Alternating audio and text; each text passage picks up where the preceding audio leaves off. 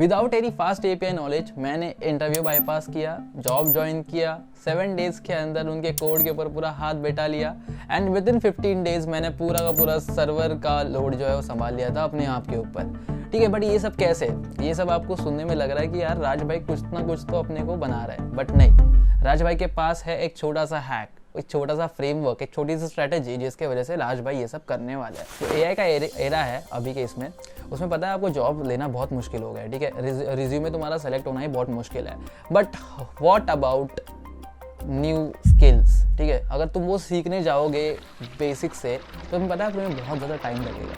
इतना टाइम तो तुम्हारे पास है नहीं, क्योंकि जितना टाइम तुम एक स्किल सीखने में लोगे उसमें पता नहीं यार कितने लोग और ऐड हो जाएंगे मार्केट में। ठीक है, तो ये इसे टैकल करने के लिए जो मेरा जो एक्सपीरियंस था अबाउट दिस रिसेंट जॉब, जैसे मैंने किया था एंड कैसे मैंने वहाँ पे जाके सब कुछ ओवरटेक किया, मैं फटाफट से आपको एक बार बता देता हूँ एंड देन इस चीज़ को मैं आपको नॉर्मल डिकोड करके बताता हूँ कि आपको क्या करना। मेरे पास 3 फेजेस थे। तो फेज़ 1 जो था वो था कि मुझे जो है मेरे मेल के ऊपर क्वेश्चंस आए थे कि ये तुम्हें सॉल्व करना है, ये प्रोजेक्ट तुम्हें कर देना है एंड देन हमें सबमिट करना है। तो मैंने क्या किया भाई, फटाफट चैट जीपीटी को बताया कि ये रिक्वायरमेंट है, टास्क है, अपने को करना है। तो वो प्रोजेक्ट आया, उनको सबमिट कर दिया कि भाई देख ये मैंने कर दिया है। ठीक है, तो अपना एक जो है टेस्ट पास हो गया। दूसरा था इंटरव्यू का प्रोसेस। अब इंटरव्यू के टाइम पे भाई याद रखना भाई कि वो लोग जो है ना वो तुम्हें क्वेश्चंस पूछते हैं। तो मुझे पता था कि यार फास्ट एपीआई के लिए अगर रिक्वायरमेंट है तो फास्ट एपीआई के लिए रिक्वायरमेंट रहेगा तो वो क्या क्या क्वेश्चन पूछ सकते हैं। मैंने थोड़ा सोचा, मैंने चैट जीपीटी पूछा कि भाई पहले एक काम कर दूं, पहले मुझे फास्ट एपीआई का बेसिक जो मेन पॉइंट्स होते हैं, मतलब उसमें मेन क्या है, लाइक फॉर एग्जांपल मिडलवेयर्स है, डेकोरेटर्स है, कैसे लिखते हैं ये एपीआई राउट्स वगैरह कैसे लिखते हैं वो बता। तो उसने मुझे बताया। देन उसको बोला कि एक मेरे को एक्सप्लेन करके कैसा, एज आई एम 5, तो उसने मुझे as I am 5 years old उसने मुझे सब कुछ एक्सप्लेन किया। फिर मैंने बोला कि भाई इसके ऊपर मुझे कोई क्वेश्चंस पूछ, मैं तेरे को आंसर बताता हूँ, फिर तो उसके ऊपर वापस से मुझे करेक्ट कर और वापस से क्वेश्चन पूछ। तो ऐसे करके मुझे छोटा सा 30 मिनट्स का टाइम लगा इस चीज़ को समझने में।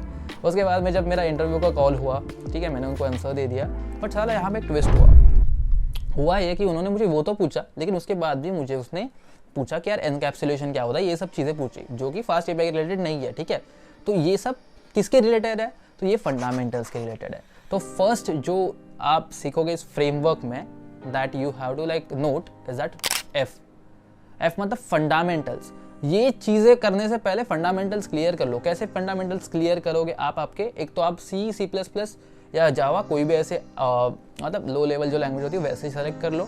उसके बाद में आपको उसके मेन कंसेप्ट सीखने हैं, अच्छा हैंड्स ऑन बिठा लेना है, बिकॉज अगर आप वो कर लेते हो आप डेफिनेटली दूसरे लैंग्वेज पे आराम से शिफ्ट करोगे। ठीक है, तो वो मेरा काम हो गया, मैं सेलेक्ट हो गया, दैट्स इट। दूसरे दिन मतलब 2 दिन के बाद जब मैंने ज्वाइन किया, ठीक है, फेज 2 यहाँ पे चालू हुआ, तो अभी मेरे पास पूरा का पूरा सोर्स कोड था। अब आपने भी ऐसा देखा होगा कि आप अपना सोर्स कोड का आपका आदत हो जाता है कि ये मेरा लिखने का तरीका है, बट व्हेनेवर कि आप जब दूसरे सोर्स कोड के ऊपर जाते हो, प्रोडक्शन रेडी सोर्स कोड के ऊपर जाते हो, तो आप डर जाते हो यार, इतनी फाइल्स लिखी होती है, इतना कुछ ऐसा लिखा होता है। And trust me, without having any practical knowledge आप जब एक बड़ा सोर्स कोड देख लेते हो अलग फ्रेमवर्क का, आप डरते नहीं।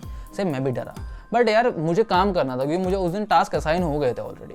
सो व्हाट आई डिड, मैंने सिंपल सा काम किया। पहले बात वो मैंने उसको बहुत स्मार्टली हैंडल किया। मैंने विंडसर्फ को यूज़ किया, विंडसर्फ को बोला विंडसर्फ मेरे भाई तू क्या कर दे, पूरा का पूरा प्रोजेक्ट है ना उसका आउटलाइन बना दे। तो उसने आउटलाइन बनाया मस्त पे की। तो आउटलाइन मुझे पता चला कि कौन सी फाइल किस में है।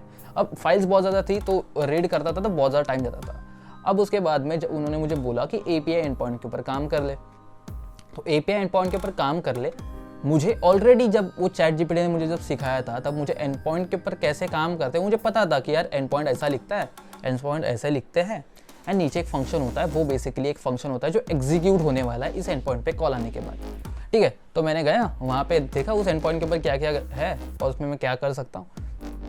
मैंने अपना दिमाग ज़्यादा लगा ही नहीं, मैंने सिंपल सा वो सेलेक्ट किया, Ctrl+L किया, तो वो जो विंडसर्फ का चैट विंडो है उसके ऊपर खुल गया। उसको बोला कि देख ये मुझे करना है यहाँ पे, तो वो कर दे। उसने वो किया। बट यहाँ पे एक चीज़ होती है कि आप कभी कभी उसको फुल कंट्रोल दे देते हो। Never give it a full control, ये डम्ब है भाई, ये डम्ब है।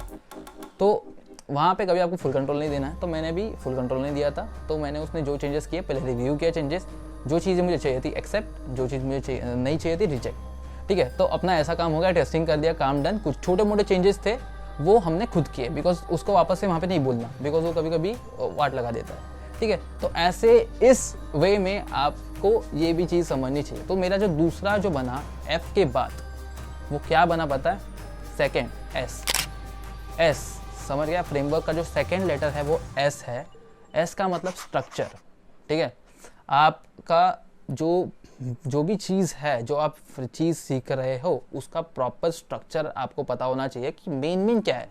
बॉडी के स्ट्रक्चर में हेड मेन है, या अपना ये एरिया मेन है और लेग एरिया मेन है। तो वैसे ही एक बैकएंड फ्रेमवर्क का क्या क्या मेन हो सकता है मेरे भाई? तो बैकएंड फ्रेमवर्क में राउट्स हो सकते हैं, फिर मिडलवेयर्स हो सकते हैं। तो ये मेन है, तो उसके बारे में आपको अंडरस्टैंडिंग होनी चाहिए, ठीक है।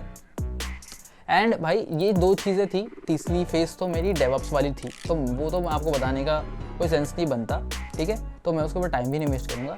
बट जो थर्ड जो लेटर हमारे इसमें बनता है, ठीक है, जो थर्ड एस के बाद में जो थर्ड लेटर बनता है हमारे स्ट्रैटेजी का, वो हो जाता है अंडरस्टैंडिंग, यू।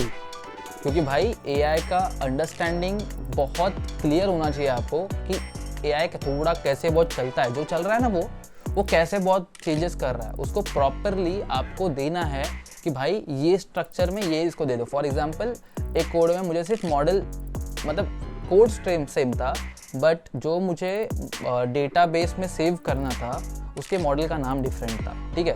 जो डेटाबेस में मुझे सेव करना था उसमें मॉडल का नाम सिर्फ डिफरेंट करना था। तो मैंने क्या कर दिया, मैंने उसको वही बताया पूरा का पूरा, उस मॉडल जो फाइल थी उसका रेफरेंस दिया एंड देन आई डिड। तो जो FSU जो फ्रेमवर्क आपने जो सीखा है अभी, और आपको जैसे मैंने बताया, ये मेरी जो जर्नी जो बताई मेरी, वो आप अगर फॉलो करते हो मेरे भाई, प्लीज़ ये आप चीज़ कर देना एंड देन मुझे बताना। So thank you so much for watching this video. अगर आपको कुछ हेल्प चाहिए ज़रूर मुझे कमेंट में बता देना, I will help you. Please subscribe to this channel. मिलते हैं नेक्स्ट वीडियो तक। Have a good day, take care, bye bye.